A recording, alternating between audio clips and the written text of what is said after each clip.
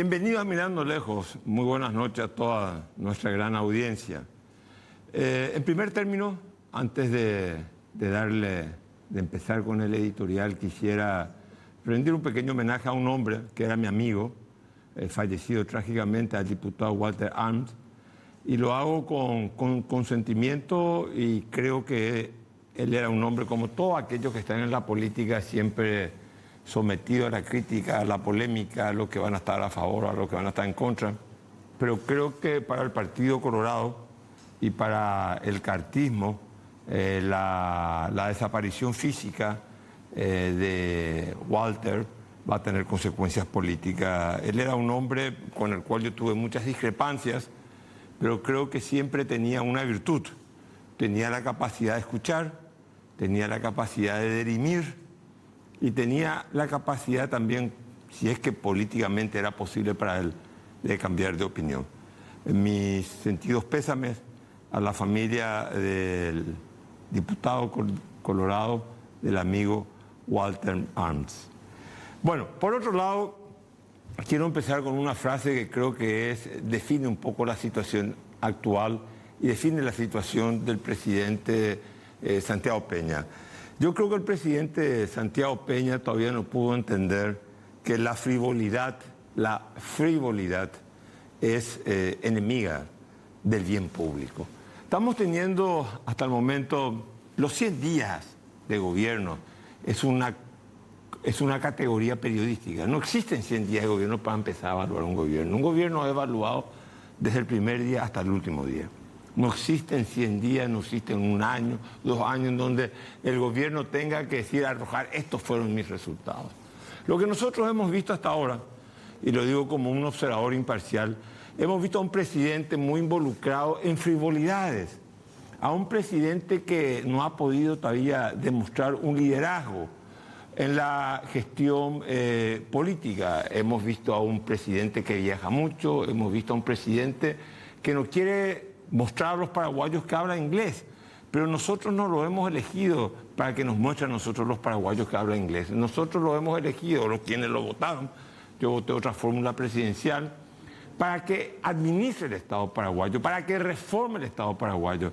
Somos conscientes de que existe una suerte de dualidad en el poder político actual. Sabemos que la ANR, con Horacio Cartes al frente, tiene una cuota importante de poder, pero también creíamos nosotros que con la gestión, el liderazgo en el sector público, Santiago Peña podía convertirse en un líder nacional. El Paraguay necesita liderazgo porque el Paraguay necesita reformas, y las reformas no se hacen por generación espontánea. Las reformas, cuando son necesarias, son lideradas desde la política, no es que son lideradas desde los movimientos sociales.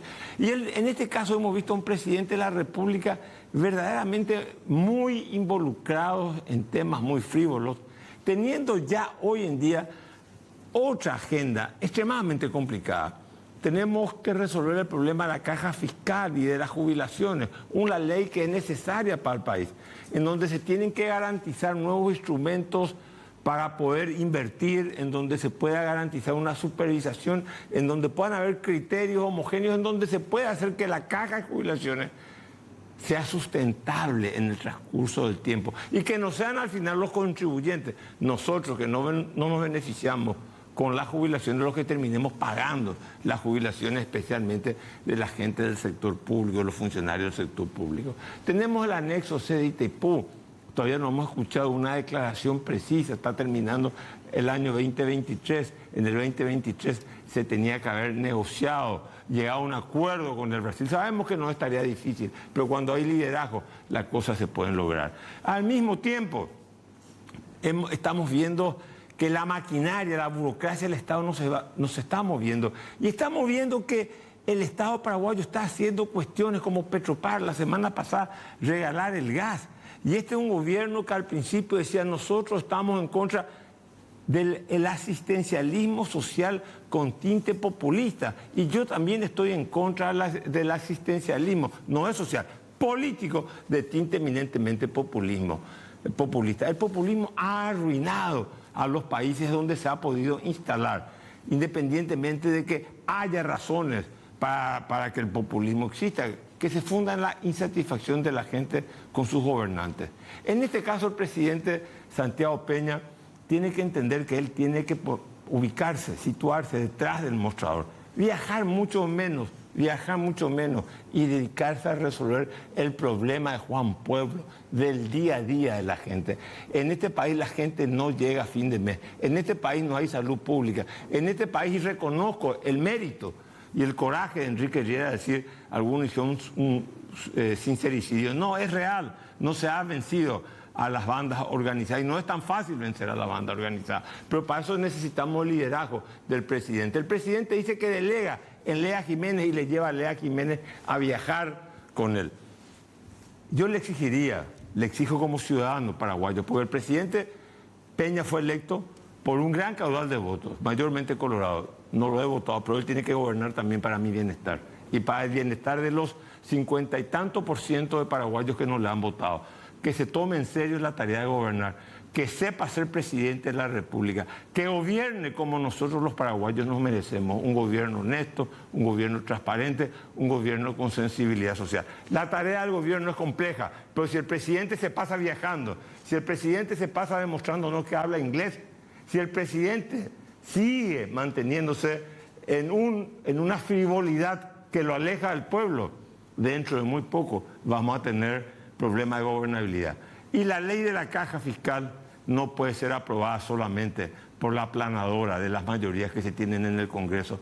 Tiene que ser el producto de la maduración y el resultado de un debate dentro de la sociedad. Y nosotros, yo personalmente, estoy a favor de que se haga una ley, se cree una superintendencia y se ordene el sistema de jubilatorio en el Paraguay.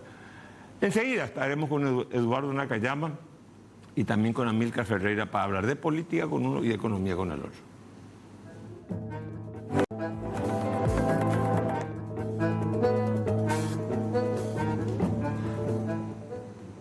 Seguimos mirando lejos, estamos con el senador Eduardo Nakayama.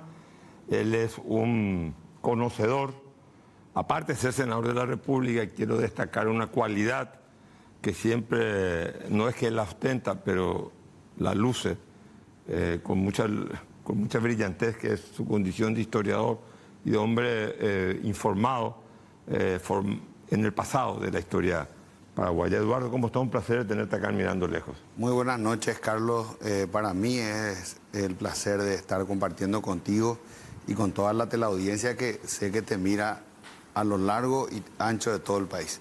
Bueno, mira, la pregunta obligada, ¿por qué? O sea, está bien, yo entiendo tu desaprobación con la actitud de muchos parlamentarios del partido, pero ¿por qué una medida tan radical como la de renunciar al partido? Sí, que yo recuerde en los últimos tiempos algo así que renunció. Recuerdo una vez Celso Velázquez, fallecido ya en la época, en el primer periodo parlamentario, renunció al Partido Liberal y después creo que volvió al final de cuentas después. Pero Gonzalo Quintana. Gonzalo Quintana II. ¿Sí? ¿Y por qué una decisión tan radical? En realidad, Carlos, yo venía con serios reparos ya sobre el funcionamiento del PLRA. Y cuando yo empecé, si bien tengo 25 años de militancia, recordarás vos que nos encontramos varias veces en Fernando de la Mora, allá cuando vos estabas como candidato también. Y mi militancia ya más activa, saliendo de lo académico meramente y entrando a la arena política, se da hace unos 10 años más o menos. Y cuando yo empecé, recuerdo que mucha gente, amigos, me dijeron, Eduardo, ¿por qué dentro del Partido Liberal, de un partido tradicional, y no hacerlo por afuera? Y yo dije siempre convencido, Carlos, que había que intentar hacer los cambios desde adentro, ¿verdad? A lo largo de este tiempo he tenido varias elecciones, muchas de ellas he perdido, algunas he ganado, pero el principio de la decepción grande la tuve hace un año en la interna del 2022, cuando detecté un enorme fraude electoral. Pero en el partido siempre hubo fraude. Sí. Yo también fui víctima del fraude. Sí, Carlos, pero a la escala que tuvimos en diciembre del No, pero 2022. en el caso mío había muertos que estaban muertos y que votaron. Sí, claro, claro. O gente que estaba en España y votaba. Lo que pasa, Carlos, y lo hablamos muchas veces también en tu caso, ¿verdad? El nivel de fraude iba entre un 5 a 7%, que también te mueve, 10%, ¿verdad? Pero en este caso fue realmente alevoso. De acuerdo a mis cálculos, ¿verdad? El nivel de fraude superó el 40%, ¿verdad? Y entonces eso hizo que se distorsionara el resultado. Y te pregunto, en ese fraude de las elecciones, ¿estuvieron involucrados entonces los que fueron candidatos del partido? Claro, por supuesto. ¿O sí que Efraín Alegre estuvo vinculado a ese fraude partidario? Mira, yo creo que Efraín Alegre iba a ganar de cualquier forma, porque la diferencia que él tuvo por sobre sus competidores fue muy amplia. Pero un 40% de fraude es mucho. Sí, pero a nivel, Carlos, de los candidatos a diputados, a senadores, etcétera, es donde más se vio ese fraude, ¿verdad? Nosotros hemos comprobado incluso desde el punto de vista matemático ese tema. Correcto. El fraude te molestó. Eso uno, ¿verdad? Y la decisión y posteriormente, como te voy a decir, venía también con una cuestión que hace tiempo también a mí me incomodaba, que era la falta de identidad dentro del partido, la pérdida de identidad dentro del partido, ¿verdad?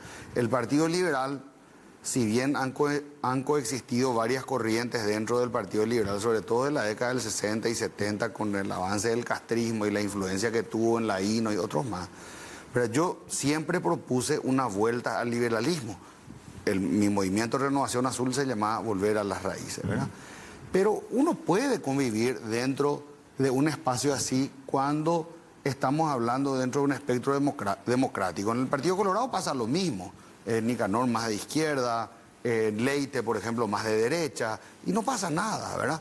Pero cuando estamos hablando ya de una facción que prácticamente se ha entregado totalmente al oficialismo, y a esa facción se le ha sumado otras partes, ¿verdad?, que no estaban originalmente con ellos, y ya tenemos prácticamente el 80% del partido tomado por esos representantes. Entonces para entendernos, el problema no es ideológico. El problema es, digamos, de que hay un sector grande, según vos, del Partido Liberal acomodado al cartismo. Sí. Eso es, digamos. Esa fue la nota. Esa fue, digamos, eso fue lo que... Ese fue el detonante. Ese fue el detonante. O sea, pero no hay un debate ideológico dentro del partido. No, la verdad que también falta, ¿verdad? Faltaría, ¿verdad? Pero hoy no hay un ala izquierda, un ala derecha dentro del partido. No tan evidente como era antes, pero sí hay. ¿Vos pensás que hay un componente ideológico en general en la política paraguaya? Claro que sí. Dentro del partido también hay, ¿verdad? Y eso sobre todo... Pero ¿por qué entonces la gente percibe que los políticos solamente se pelean por los cargos y no por las ideas? Y bueno, resulta que son distintos niveles de pelea nomás. La verdad que vos tenés razón.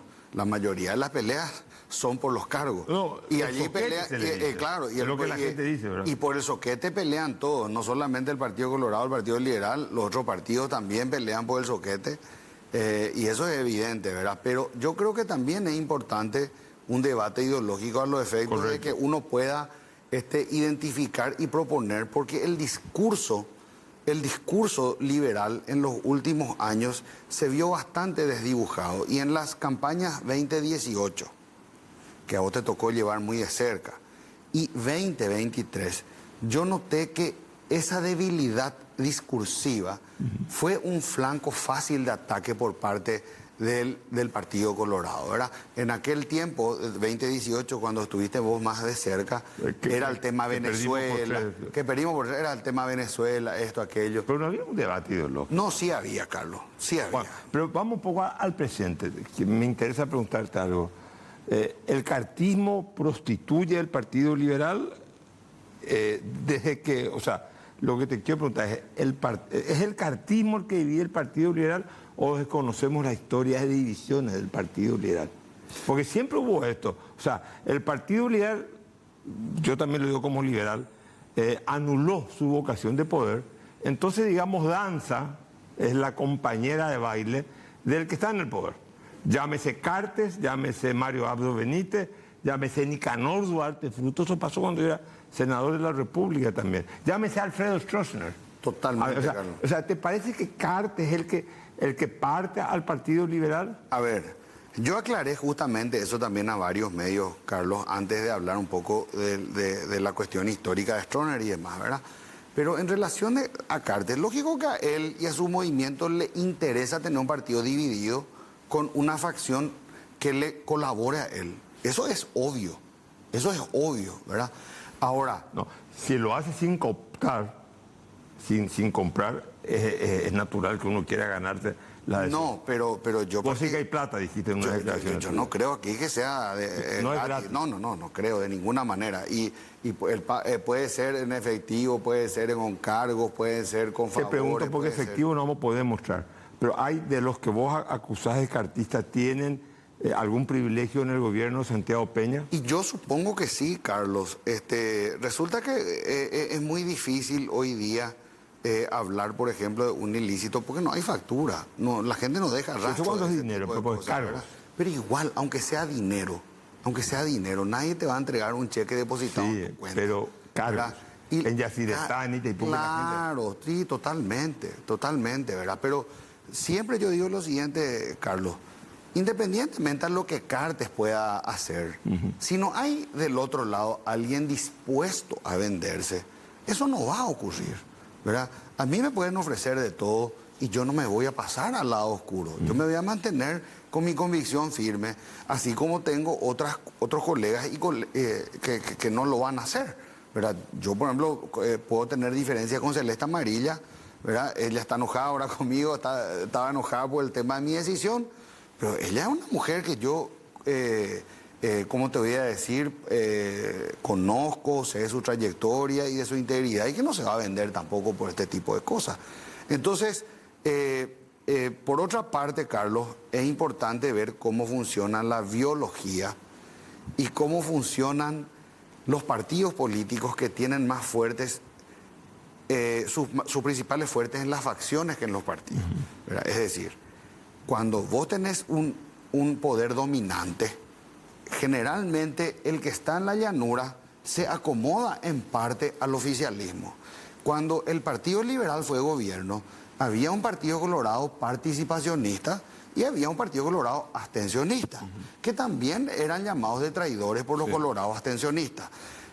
Cuando el Partido Liberal estaba en la llanura en la época de Stroessner, hubo un partido liberal inscrito en 1962 que fue acusado de estronista, el famoso Partido Leviral, que principalmente por los liberales en el exilio que no reconocían ese partido como el auténticamente liberal y por eso se funda el PLR, ¿verdad? Correcto, pero más allá de la parte histórica, sí. Volviendo al tema de Cartes, o sea, no es que el desnivel, el ir hacia abajo de la política del partido se debe solamente al cartismo o a Horacio Cartes. Es un problema, ¿no te parece que responde más a un problema de un partido que ha perdido su vocación de poder y que se siente más cómodo, sus dirigentes se sienten más cómodos, quizás con prebendas, picoteando del gobierno que diciendo yo me siento en la mesa y yo corto la torta, una parte de la torta es mía? Absolutamente, Carlos, ¿verdad? Definitivamente el Partido Liberal Radical Auténtico ha tenido una terrible decadencia en las últimas décadas, ¿verdad? Después de entrar con mucho ímpetu en el 89, ¿verdad? Porque recordemos que del 77 que se crea hasta el 89 coexistía con los otros partidos liberales, pero en el 89 es como que el PLRA levanta la bandera y representa la bandera liberal dentro del espectro opositor, ¿verdad? Tuvo una gran participación en las primeras elecciones. Recordate que yo siempre pongo el día y la noche. El día fue cuando tuvimos 5 diputados por capital por el PLRA y hoy tenemos 0. O sea, eso también se puede ver cómo se fue degradando el PLRA por el vaciamiento en el ideológico y por la pérdida de capital político. Ahora, ¿no te parece a vos que el PLRA, digamos, si hacemos una proyección a futuro del PLRA, podemos terminar como la Unión Cívica Radical Argentina, en el sentido, un partido periférico que al final tiene que optar, algunos se van con Massa, otros se van con Milei, es un partido, digamos, que puede, un gobernador liberal puede ganar, un intendente liberal puede ganar en cargos de gobiernos subnacionales, pero digamos, en la gran política, el Partido Liberal ha enajenado su posibilidad de ser el gran partido de la oposición. Definitivamente, Carlos, ¿verdad? Y el paralelismo que haces es muy valedero, porque yo veo al justicialismo, al peronismo con muchas similitudes con el Partido Colorado, desde la vocación de poder, su origen militarista en un general, Stroessner y Perón, un solo corazón, acaparamiento del Estado. O sea que hay muchas similitudes entre el coloradismo y el peronismo. Y de la misma manera hay muchas similitudes entre los partidos primos hermanos que son la UCR y el PLRA. De hecho, estuve viendo ayer algunos documentos de mi archivo donde en la década del 70 para separar o dividir al PL del PLR, a los liberales, a los del PL se les decía liberales y a los del PLR se les decía radicales, o sea, igual que la UCR. Y el PLR se fue un poco más a la izquierda, igual que la UCR, que se afilió a la Internacional Socialista con Alfonsín. Y yo creo que eso también ha hecho el PLRA declarándose progresista en su momento y termina siendo ni chicha ni limonada. Pero ahora, ni chicha ni limonada. Te voy a acabar diste un paso increíble y contundente, renunciaste. Y o sea, estás muy sumergido en el debate ideológico, que yo creo que las ideologías políticas en Paraguay no sirven para nada, porque la lucha política es la lucha por el coquito, es la lucha, en el caso de los liberales, te repito, no por el gran soquete, sino por el coquito. Te pregunto, te escuché decir que parte del liberalismo anticartista, supuestamente en aquel entonces, te traicionó para tus elecciones a intendente. ¿Por qué no renunciaste ahí al partido? Cuando los liberales le votaron a Nenecho. Mira, yo no rehuyo a la lucha, Carlos. Yo he librado varias batallas dentro del partido y me he bancado muchas derrotas, traiciones, sinsabores, de todo. Como todos nosotros, ¿verdad? Claro. Como todos nosotros, ¿verdad? Nunca sale todo lo que como nosotros planeamos, ¿verdad? Y esto tampoco es el fin político, al contrario, ¿verdad? Yo creo que nosotros tenemos que recuperar el liberalismo y tenemos que recuperar el Partido Liberal. Y yo voy a buscar hacer eso, ¿verdad? Voy a buscar hacer eso utilizando otra fórmula. Einstein decía que no existe peor necio que aquel que espera un resultado distinto haciendo siempre lo mismo. Entonces, a veces hay que intentar otro tipo de cosas sin temor a la derrota. A mí me preguntaba un periodista el otro día, Eduardo, ¿y qué pasa si no sale? Y yo le dije, es lo mismo que en un matrimonio. Cuando vos decidís casarte, vos no pensás en el divorcio, vos pensás en que vas a tener una vida llena de felicidad con hijos, nietos y que vas a vivir toda la vida feliz con tu pareja, con tu esposa o las mujeres con sus maridos. Pero la vida no es fácil. Hay veces que se interponen situaciones, ¿verdad?, que hacen a que se dé un divorcio, como en este caso, ¿verdad? Ahora, una pregunta, viendo un poco, haciendo un paralelismo con lo que pasó en Argentina o con lo que pasa en otros países. Milei es un outsider, uno que viene de afuera. Castillo, que ganó en Perú, un outsider que viene de afuera. Petro es un outsider, viene de afuera. Vos, sin embargo, salís de la casta, como diría Milei, salís de la clase política tradicional del PLRA, salís afuera, pero para volver a revivir a la política tradicional en el sentido dentro del liberalismo, o de alguna manera en una sombrilla, en una sombra en donde vos estés circunscripto al liberalismo paraguayo. Vos no vas a encarnar la figura del outsider que dice todos afuera, que se vayan todos, o vos vas a ser el que desde el sistema vas a tratar de reformar el sistema. Una aclaración, Carlos. Hasta mi elección al Senado, cuando fui electo el 30 de abril y asumí el 1 de julio, yo siempre he trabajado en el sector privado. Por más que yo no, haya ya militado... políticamente hablando. No, pero es importante, Carlos, porque casta es el que vive del Estado. Yo nunca he vivido del Estado, jamás, ¿verdad? Ni siquiera ahora, porque yo también tengo mi actividad privada que no colisiona con mi actividad parlamentaria, que me permita a mí mantener el nivel de vida que yo quiero tener.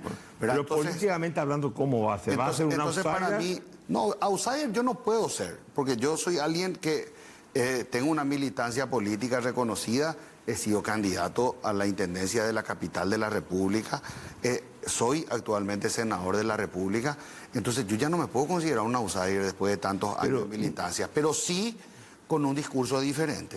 Pero eso sí. ¿No te parece, te pregunto, que en esa actitud no hay un poco de contradicción en el sentido que salís de afuera, pero sin embargo decir, me quedo todavía adentro? No. No hay ninguna contradicción porque mi historia de vida revela... Eso está clarísimo. Nadie cuestiona tu autoridad moral. No, yo te hablo... No, Carlos, yo te estoy hablando de mi actividad privada, profesional. Sí, pero yo quiero saber, políticamente hablando, ¿dónde vas a ir a sembrar? ¿Vas a sembrar como un outsider o vas a sembrar como un político que ahora te entiendo. Yo todavía estoy en el esquema del liberalismo paraguayo? No, yo ahora te entiendo. Para mí, mi renuncia del PLRA el día lunes fue una página ya cerrada. Yo, lógicamente, te contesto la pregunta que vos quieras, pero para mí ese es un capítulo cerrado. Yo ya estoy mirando para adelante. Y si yo he salido del PLRA es porque he visto los mismos vicios que encontramos en el Partido Colorado y que hemos criticado durante tanto tiempo. Las estructuras, el prebendarismo, el clientelismo. Y yo voy a buscar votos por fuera de esa estructura, Carlos, ¿verdad? Independientemente a que el día de mañana nosotros en un espectro opositor tengamos que sentarnos a hablar entre todos, a lo cual yo no me cierro. Yo no soy una persona intransigente, yo no me retiro con encono, odio, ni tampoco malestar hacia nadie del PLR. Al contrario, dejo grandes y buenos amigos dentro del Partido Liberal Radical Auténtico. Sí salgo decepcionado, esa es una realidad, no lo haría si no fuese así. Pero tomaste una decisión radical de consecuencias moderadas, va a ser lo tuyo. Es radical renunciar a un partido. Hay que tener... Claro. Yo te respeto por eso. Tomaste una decisión radical, saliste del partido, pero las consecuencias van a ser moderadas. No, o sea que... Porque digamos los outsiders como Payo Cuba o como Milei o como los que hay ahora en esta pusieron de moda, parece, no importa la ideología, tener que ser outsider, digamos, dicen todos afuera. Es que después termina negociando con la casta, como es que el poder te lleva al centro, Carlos. Tanto a los que son de izquierda, como en el caso de Lugo, que fue mucho más moderado en su función de gobierno, lejos de lo que decían que iba a ser Chávez y demás. Él mostró ser muy moderado en su gobierno, ¿verdad? Y Milei iba a hacer lo propio. Milei hablaba de Lula, hablaba de Xi Jinping, terminó saludándolos a todos, invitándolos a todos. Es decir, el poder te lleva al centro. En mi caso particular, yo no tengo ni nunca he tenido un discurso de extrema izquierda ni extrema derecha. Yo siempre he sido moderado, siempre he hablado de un achicamiento del Estado, pero no más que eso. Yo no hablo aquí que vamos a... Pero esa actitud radical contra la política tradicional, ese pues es el elemento, el componente central. Vos no lo vas a asumir. Mira, dentro de una intensidad que raye lo imposible, jamás. Por supuesto que nosotros tenemos que hablar del enorme aparato estatal y de cuánto le sale eso al bolsillo de los paraguayos, de cómo se malgasta el dinero público, de cómo se llevan amantes, mujeres, secretarias aquí, allá, de cómo se despilfarra el dinero, las sobrefacturaciones. De eso tenemos que hablar. Claro que tenemos que hablar, Carlos. Pero digamos, tu actitud y tu discurso no va a ser un discurso que se vayan todos. Vos decís, yo estoy abierto para dialogar con los que se quedaron adentro. Pero por supuesto, Carlos, nosotros en democracia tenemos que hablar con todos. Al inicio del camino con los que piensan igual y al final del camino, ya sea que hayamos ganado o perdido, con los oponentes. O cómo se entiende que vamos a llegar en un sistema democrático si somos gobierno sin hablar con el Partido Colorado. Vamos a sentarnos a hablar con todos, porque así es la democracia. Bueno, estuvimos con el senador Eduardo Nakayama, renunciante al Partido Liberal. ¿Y qué va a hacer ahora? ¿Va a revivir el PL?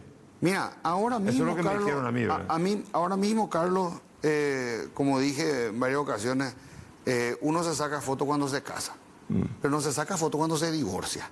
O sea, este para mí es un periodo también, fue la decisión política más difícil de mi vida. Entonces yo voy a dejar este tiempo para reflexionar tranquilo. Luto. Pero luto, un duelo, ¿verdad? De unos meses, pero lógicamente ya tenemos también la fortaleza como para seguir el camino y vamos a crear otro partido liberal. No sé el nombre, no sé cuál va a ser, pero definitivamente va a ser un espacio liberal. Bueno, Eduardo, suerte en ese esfuerzo. Muchas gracias, Carlos. Enseguida con el economista Amílcar Ferreira, ¿qué está pasando en Petropar? Petropar, ¿qué está pasando? Regala gas licuado.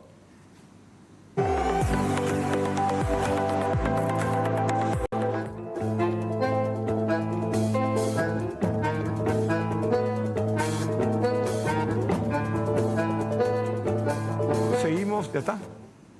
Seguimos mirando lejos, estamos con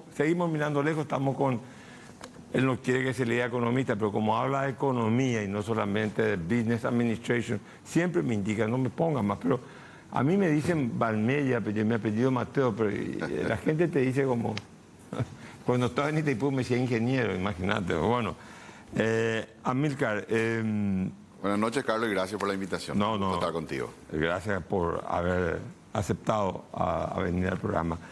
Decime, ¿qué es esto? A mí me sorprende algo y me parece algo que me hace mucho ruido, ¿verdad?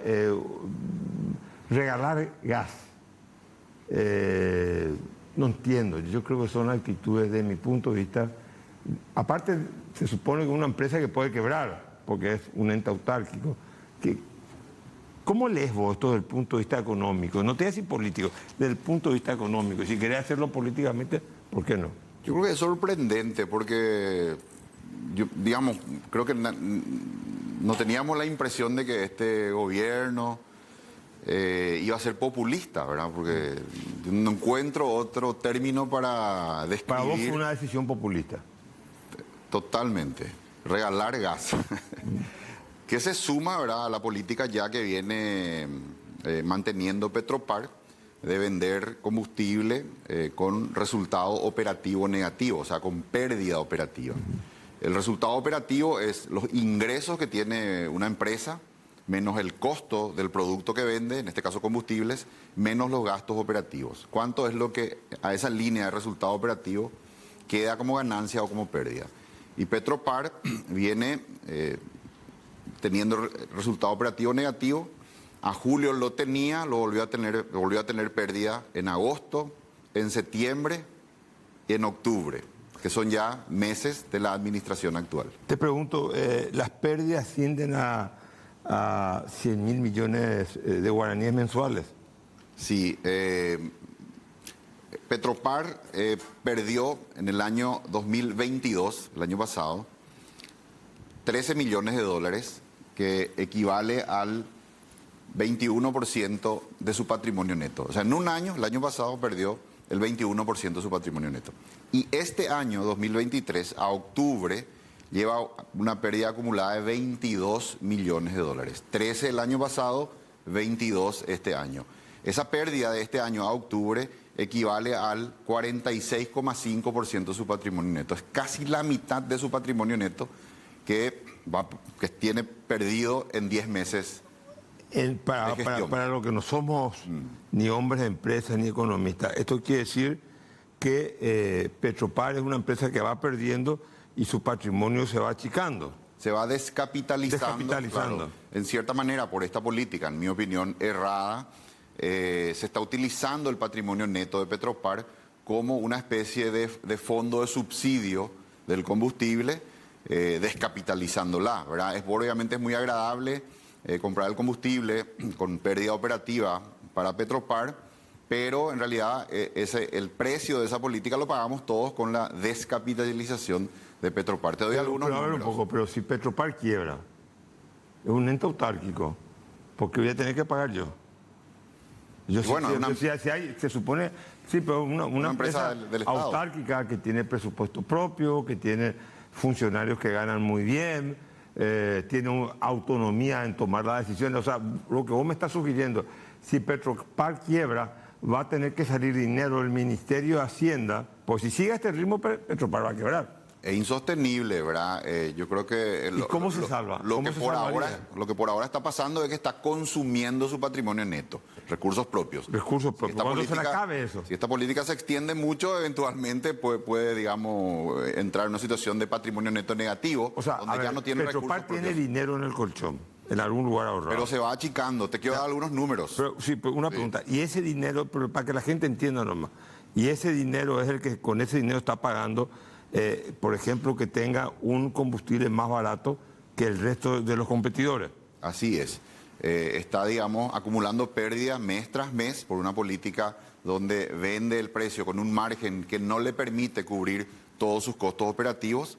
Esa pérdida se va acumulando y es tan grande que este año va a perder alrededor del 50% de su patrimonio neto en un año. El precio del producto que vende Petropar, combustible, gas, no sé qué más vende, ese precio es inferior al costo que tiene el producto para él y poner a disposición del cliente.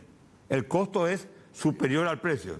Hubo momentos en agosto, cuando asume el gobierno, en que eso ocurrió, que el precio de venta ni siquiera cubría el costo del producto. ¿Y hoy? Hoy tienen un margen bruto positivo, pero muy pequeño, que no le permite cubrir todos sus gastos operativos. Claro, los salarios, etc. Pero los gastos operativos también entran en el costo. El costo No. Una cosa es el costo del producto. Sí, si vos vendés combustible... ¿A cuánto compro combustible? Claro, ese es el costo del producto. Bueno, pero luego están los gastos operativos, los salarios. Pero yo hago mi precio, mi costo total, mi costo esto y mi ganancia. Sí. Pues tenés que poner una ganancia. Lo que pasa es que la ganancia la podemos definir a varios niveles. A nivel del margen bruto, que es nada más la venta menos el costo de compra del combustible, de importación. Y luego vienen el margen operativo, que es ya una vez cubiertos los gastos operativos. Sí, pero margen bruto, margen operativo. Pero digamos, en el precio tengo que poner cuánto me costó traer combustible, cuánto me costó construir la estación de servicio, cuánto me costó tener en depósito el combustible, cuánto me cuesta pagar a todos los funcionarios, cuánto me cuesta pagar la caja de jubilaciones, todo tengo que contar, porque si no, tengo un precio distorsionado que significa que a la larga voy a terminar quebrando. Yo no puedo vender a un precio inferior a mi costo total, más allá que sea compra, gasto operativo, lo que vos quieras. Lo que por ahora está ocurriendo es que esa pérdida que se va acumulando va achicando la empresa. La empresa se va volviendo más pequeña en sus activos. Te pongo un ejemplo. Al cierre del 2022, Petropar tenía inventario por 139 millones de dólares. A octubre, 10 meses después, tiene inventario por 81 millones de dólares. En 10 meses, el inventario de Petropar cayó 60 millones de dólares, 58 para ser exacto. Entonces, igual, en cartera de cuentas a cobrar, lo que es, digamos, el financiamiento a sus clientes, al cierre del 2022 era 104 millones, hoy está en 80. Entonces, cuando uno mira los rubros, lo que ocurre es que esa pérdida va achicando la empresa. Y el patrimonio neto, fíjate, el patrimonio neto de Petropar en el 2021 era de 68 millones de dólares. En el 2022 cayó a 49 y a octubre del 2023 está en 28. Repito, 68, 49, 28. Fíjate la velocidad con la cual se está descapitalizando Petropar por esta política de vender su combustible con un resultado operativo negativo, con pérdida. Ahora, a ver, cualquier persona que, porque te repito... Y le agrego algo, discúlpame. En ese contexto de una empresa que está perdiendo, sale y regala gas. ¿Cómo explicas eso? Y eso es lo que yo quiero que vos me expliques. Entonces, quiere decir que es un manejo político. Yo creo que responde un poco quizá a la necesidad, a la urgencia, digamos, del gobierno de mostrar algo, dado que no hay mucho que mostrar seguramente todavía. Entonces, apelan a eso, a una política populista, ¿no? Que ciertamente es agradable, pero que tiene un montón de consecuencias negativas, como la descapitalización de Petropar, también el daño que se produce al sector privado, ¿verdad? Porque distorsiona el mercado. En el mercado de combustibles hay dos formas de regular. Una es por la vía de la fijación de un precio, donde el Estado dice, bueno, combustible se vende a este precio y todos los que participan de ese mercado deben respetar. Y el otro mecanismo, la otra vía, que es la que tiene Paraguay, es por la vía de la competencia, donde el Estado tiene una empresa pública que participa del mercado de combustibles y pone un precio en el mercado. Es un esquema que podría ser muy sano, un poco la función de Petropar como empresa estatal encargada de regulación del mercado por la vía de la competencia es importar el combustible al menor costo posible, trasladarlo a los consumidores cubriendo sus costos operativos, de tal manera que llegue un combustible y que de alguna manera les fije, ¿verdad?, el precio a los competidores. Lo que no se espera que haga es que venda con pérdida, porque ya ahí, yo inclusive digo, sin entrar en el análisis jurídico, eso lo dejo a cargo de los abogados, pero para mí es una especie de malversación o digamos, administración fraudulenta que una empresa pierda el 50% de su patrimonio neto en un año, que opere con pérdida y que destruya. Si esto ocurriera en el sector privado, el gerente general de esa empresa estaría fuera o quizá inclusive hasta preso, digo, ¿verdad? Porque es enorme la velocidad con la cual Petropar se está descapitalizando. La pregunta es la siguiente, los otros emblemas, ¿ha afectado cuánto por ciento Petropar? Ya han suspendido sus inversiones para el año próximo. Pero bueno, Petropar, sí. ¿Cuánto por ciento abastece al mercado? ¿Cuántas estaciones de servicio en el total son de Petropar? ¿20, 25, 15? Más o menos 2.700 estaciones de servicio. Hay en el Paraguay. Y alrededor del 8% sería. O sea, 8, digamos, 10%. no puede tener un efecto determinante en el precio. Genera, digamos, una distorsión en los mercados en los cuales opera. Petropar ha ya aumentado su facturación, sus ventas, prácticamente un 150%. Correcto, vende todo lo que tiene. Claro, porque ¿qué pasa? En los lugares donde están las estaciones Petropar, acapara, digamos, debido y en los a que... lugares donde no hay Petropar, si es 8%... Y bueno, seguramente en esos lugares donde no está Petropar, a la gente no le queda otra que ir a otros emblemas, ¿verdad? O sea, tampoco entonces no es que tenga un efecto moderador del precio, sino que es una cuestión... Parcialmente en los digamos, sectores geográficos en donde tiene presencia. Pero es una política errada, ¿verdad? Es una política que distorsiona el mercado de combustibles, no es sano, ¿verdad? Afecta claramente de manera negativa a los demás participantes, genera pérdidas a Petropar, se va descapitalizando, desestimula totalmente las inversiones. Yo te invito a que entrevistes a actores del rubro y como te dije, todas las inversiones de empresas muy importantes, nacionales y multinacionales, están prácticamente suspendidas a partir de esta política. Pero porque, digamos... pero te quiero hacer otra pregunta. Petropar supuestamente tenía dinero para pagar la deuda con PDVSA. Acá en este programa dijo el ingeniero Eddie, ¿cómo se llama? Eddie Jara. Presidente de Petropar. El presidente dijo que cuando él se fue del gobierno en el 2018 había más de 200 millones de dólares. ¿Qué pasó con todo eso? ¿Eso se está utilizando para pagar esto? Y eso, el activo corriente de una empresa como Petropar son tres rubros, ¿verdad? Lo que tiene en caja, su inventario y sus cuentas a cobrar. Y eso es lo que, mirando, vemos un deterioro de ese activo corriente a raíz de las pérdidas que viene acumulando. Se van achicando esos rubros. O sea que, por ejemplo, el inventario, como te decía, una caída de 58 millones de dólares en 10 meses, perdón.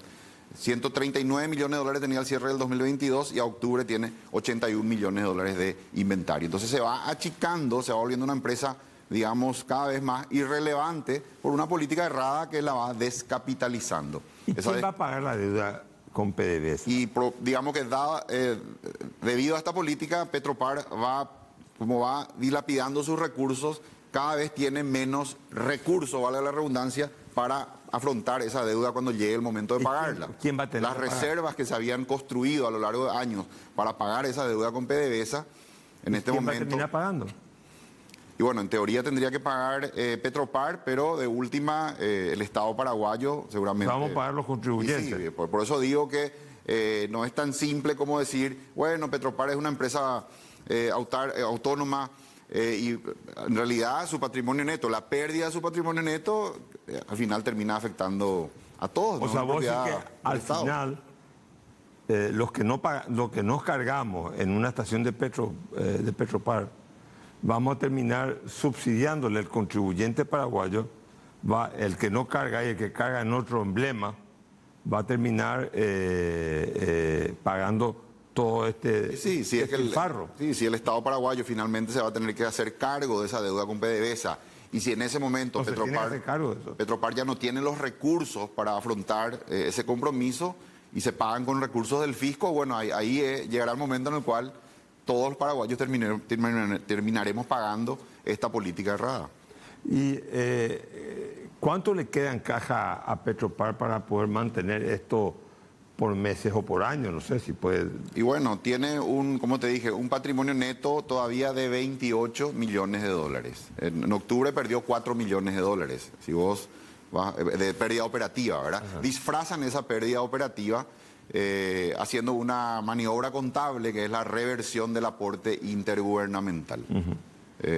Lo que es un gasto, digamos, que ya pagaron, lo revierten para de esa manera presentar estados de resultados del mes positivos, pero que en realidad es simplemente una ficción contable. En términos de resultado operativo, Petropar venía perdiendo hasta julio y siguió perdiendo en septiembre, octubre, agosto, septiembre y octubre. Agosto asumió el gobierno y, como te dije, sigue mostrando pérdida operativa. Pero entonces quiere decir que para que Petropar, o sea, en primer lugar, a mí me conviene más si Petropar me vende a un precio más bajo del combustible.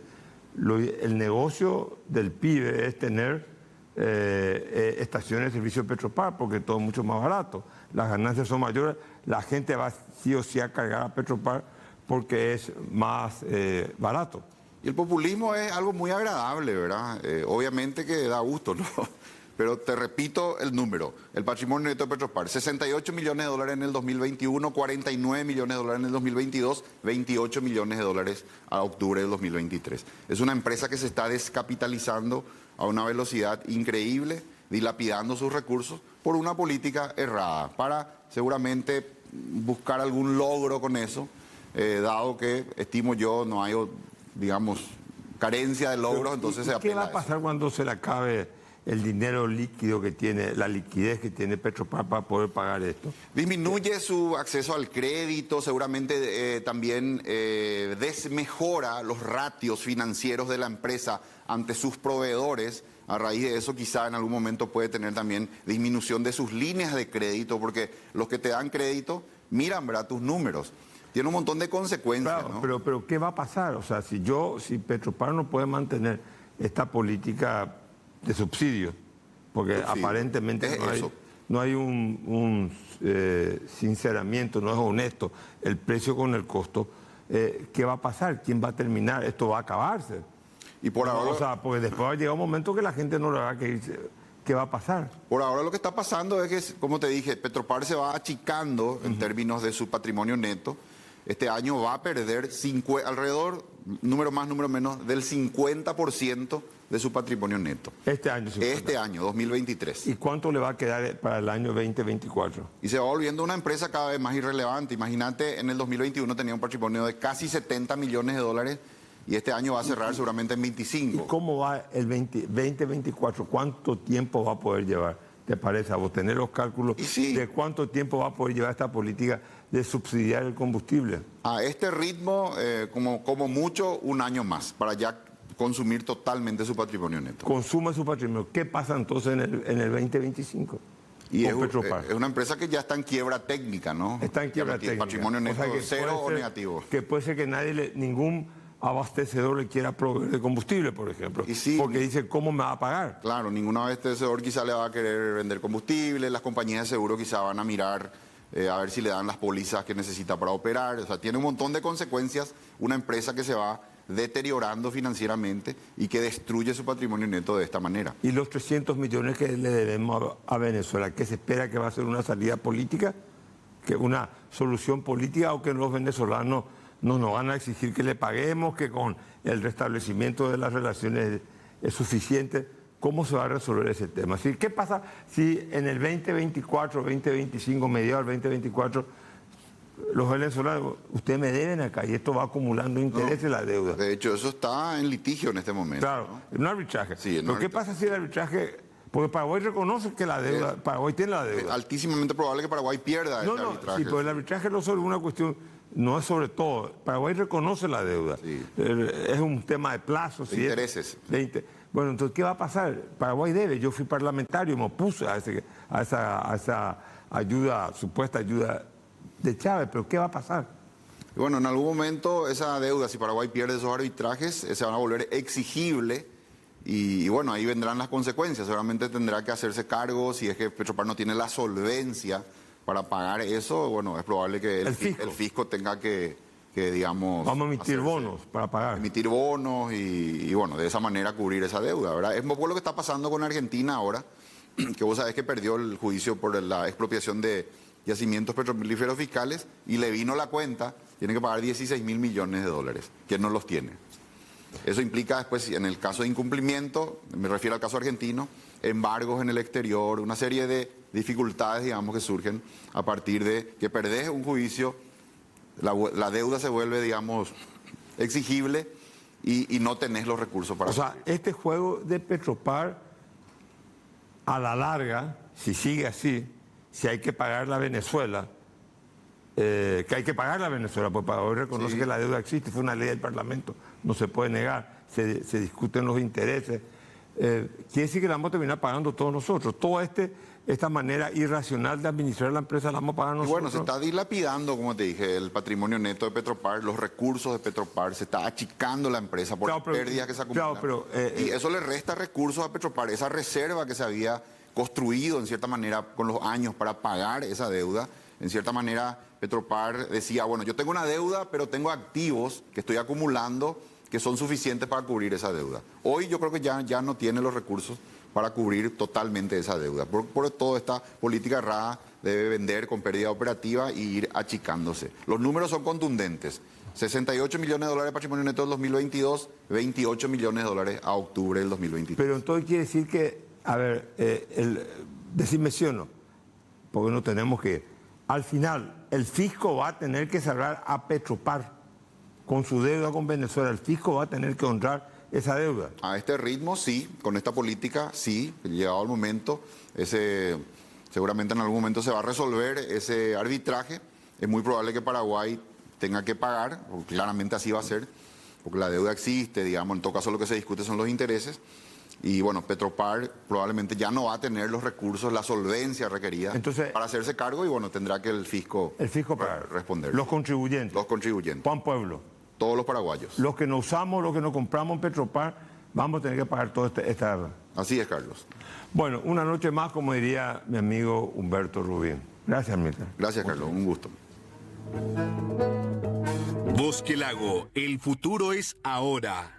Amandau, cuando quieras, donde quieras. Garel Estructuras, losa rap y prefabricados de hormigón pretensado. Urba Inmobiliaria, pon los pies sobre tu tierra. Omeprasec, es tu alivio inmediato. Lo mejor es de Quinfa. Memorial, cuando te olvides, acordate. Memorial. TLPSA, Terminales y Logística Portuaria. Shell, porque lo que cargas importa. Banco Familiar, el banco para vos. Grupo Bispania, comprometidos con el desarrollo. Para cada dolor hay un quitadol. Ello pues supe quitadol. Puerto Fénix, solución integral en servicio portuario. Asismed, toda la vida.